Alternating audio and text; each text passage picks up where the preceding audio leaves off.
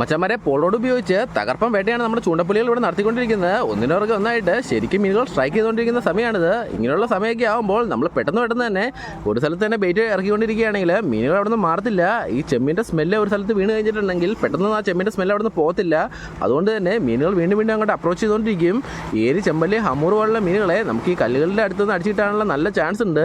കല്ലുകളിൽ പറ്റിപ്പിടിച്ച് വളരുന്ന പാഴിയും പൂപ്പലും ആൽഗിയൊക്കെ കഴിക്കാൻ വേണ്ടിയിട്ട് ചെറുമീനുകളുടെ സാന്നിധ്യം ഇവിടെ എപ്പോഴും ഉണ്ടാവും.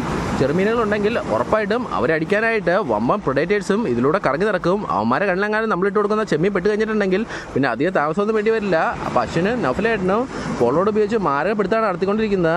ഈ ഫ്രണ്ടിലായിട്ട് ഇപ്പോൾ ഒരു മീൻ കുത്തിയിരുന്നു, പക്ഷേ ജസ്റ്റ് മിസ്സായി പോയി. മീനുകൾ ശരിക്കും നമ്മുടെ ബെയിനെ അപ്രോച്ച് ചെയ്യുന്നുണ്ട്. 10 അടിയുടെ പോളോടാണ് നൗഫലേട്ടൻ അതുപോലെ തന്നെ അശ്വിൻ ഉപയോഗിച്ചുകൊണ്ടിരിക്കുന്നത്. രമേശേട്ടനാണെങ്കിൽ 15 അടിയുടെ നീട്ടുള്ള പോളോടാണ് ഉപയോഗിച്ചുകൊണ്ടിരിക്കുന്നത്. നമ്മൾ നല്ല തിരയുള്ള സമയത്താണെങ്കിൽ അധികം ലെങ്ത്ത് കുറഞ്ഞ പോളോടാണെങ്കിൽ നമുക്ക് ഇവിടെ നിന്ന് കംഫർട്ടബിളായിട്ട് ഇടാനായിട്ട് പറ്റില്ല.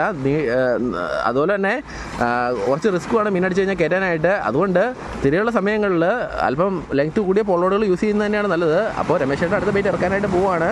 ഇവിടെ ചെമ്മീനാണ് എല്ലാവരും ബെയ്റ്റായിട്ട് ഉപയോഗിച്ചുകൊണ്ടിരിക്കുന്നത്. ഏത് സമയത്ത് വേണമെങ്കിലും നമ്മുടെ ചൂണ്ടക്കാരുടെ ചൂണ്ടകളിൽ അടുത്തടി ഇവിടുന്ന് പ്രതീക്ഷിക്കാം. മച്ചന്മാരെ അതേ നൗഫലേട്ടൻ അടുത്ത നച്ചറിനെ പൊക്കിയിരിക്കുകയാണ്. നച്ചറുകൾ ശരിക്കും ബെയ്റ്റ് എടുത്തുകൊണ്ടിരിക്കുകയാണ്. ഇവർ പൊലപ്പായിട്ടാണ് കടലിലൂടെയും കായലിലൂടെയൊക്കെ കറങ്ങി നടക്കുന്നത്. അതുകൊണ്ട് ഒരെണ്ണം കിട്ടിക്കഴിഞ്ഞിട്ടുണ്ടെങ്കിൽ അവിടെ തന്നെ നമ്മൾ ബെയ്റ്റ് ഇറക്കുകയാണെങ്കിൽ ഈ കരിമീനൊക്കെ കിട്ടുമ്പോൾ പോലെ ചന്നം പിന്നെ കയറി അടിക്കാൻ നല്ല ചാൻസ് ഉണ്ട്. പിന്നെ പിടിച്ച് കയറി കഴിയുമ്പോൾ കുറച്ച് കെയർഫുള്ളായിട്ട് ഹാൻഡിൽ ചെയ്യണമെന്ന് മാത്രം. തൊട്ടപ്പുറത്ത് തന്നെ അശ്വിനും രമേശേട്ടനും മാരക വേട്ടയാണ് പോളോട് ഉപയോഗിച്ച് നടത്തിക്കൊണ്ടിരിക്കുന്നത്. ശരിക്കും മീനുകൾ ബെയ്റ്റിനെ അപ്രോച്ച് ചെയ്തുകൊണ്ടിരിക്കുന്ന ഒരു സമയമാണിത്. അതുകൊണ്ട് തന്നെ നമ്മുടെ എല്ലാ ചൂണ്ടക്കാരും കൂടി നിന്ന് ഒരു സ്ഥലത്ത് തന്നെയാണ് ബെയ്റ്റ് ഇറക്കിക്കൊണ്ടിരിക്കുന്നത്. ബെയ്റ്റ് ഒരു സ്ഥലത്ത് തന്നെ ഇറക്കിക്കൊണ്ടിരിക്കുകയാണെങ്കിൽ ചെമ്മീൻ്റെ സ്മെല്ല് അവിടെ നിന്ന് മാറത്തില്ല. അതുകൊണ്ട് തന്നെ മീനുകൾ ആ പ്രദേശം വിട്ട് പോകത്തില്ല.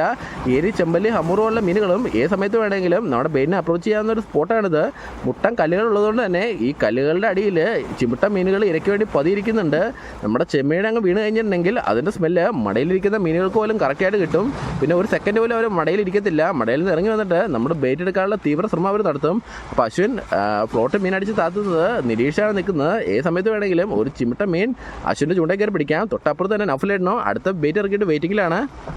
മച്ചന്മാരെ നമ്മുടെ അശ്വിൻ്റെ വിടയിൽ ഒരു മീൻ പിടിച്ചിരിക്കുകയാണ്. നല്ല ഓട്ടം ഓടുന്നുണ്ട്. എന്ത് മീനാണെന്നൊരു പിടിയില്ല. അശ്വിൻ വിടൽ സൈസ് പാള പോലെ ഇരിക്കുന്ന ഒരു നച്ചറിയാണ് അശ്വിൻ കാണിച്ച. അശ്വിൻ പാള പോലെ ഇരിക്കുന്ന ഒരു നച്ചറിയാണ് അശ്വിൻ്റെ ചൂണ്ടയിൽ കയറി പിടിച്ചത്.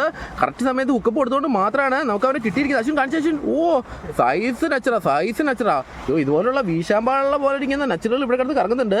ചൂണ്ടയിൽ അടിച്ചിട്ട് അവൻ മാരക ഓട്ടമാണ് ഓടിയത് ചൂണ്ടയിൽ നിന്ന് രക്ഷപ്പെടാനായിട്ട്. പക്ഷേ അശ്വിൻ വിട്ടില്ല.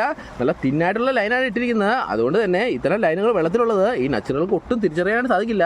അപ്പോൾ അശ്വിൻ ഹുക്ക് ഉരിയാണ്. ഇതുപോലെ നച്ചറുകളൊക്കെ കുത്തിയിട്ട് കഴിഞ്ഞിട്ടുണ്ടെങ്കിൽ ഇപ്പോൾ തന്നെ വീട്ടിലേക്ക് പോകേണ്ടതായിട്ട് വരും. അപ്പോൾ നൈസായിട്ട് അശ്വിൻ ഹോൾഡ് ചെയ്ത് പിടിച്ചിട്ട് അവൻ്റെ ഹുക്ക് ഊരി എടുക്കുകയാണ്.